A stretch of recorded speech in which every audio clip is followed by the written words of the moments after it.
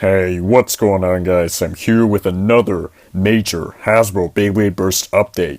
So recently the US Hasbro website was updated and they actually placed some new products on their page. This is a really good sign for us US Bladers, seeing how they're finally posting pictures of their products. Like I said, we might be seeing these soon. If not, we'll definitely be seeing these by January. But anyway, I'm going to talk about these upcoming releases as well as giving my input on them. So let's start off with these starters. The first being Horsuit H2 or Hyper Horsuit.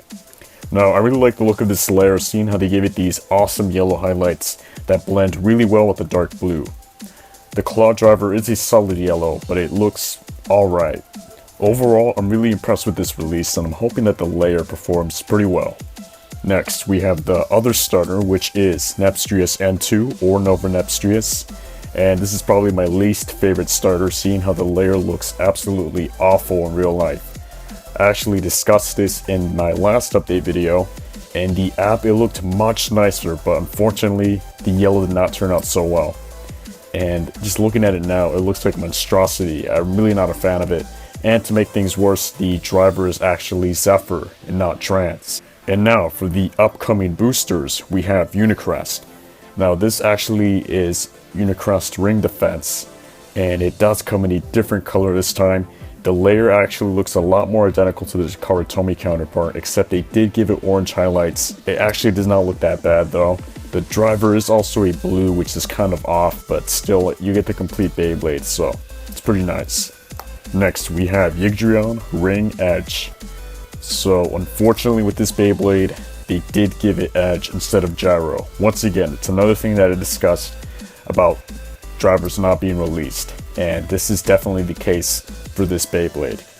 The layer itself does look really nice though. They give it these awesome brown highlights, so it looks really good overall, except for the driver. Edge is probably one of the worst drivers out there if you didn't know.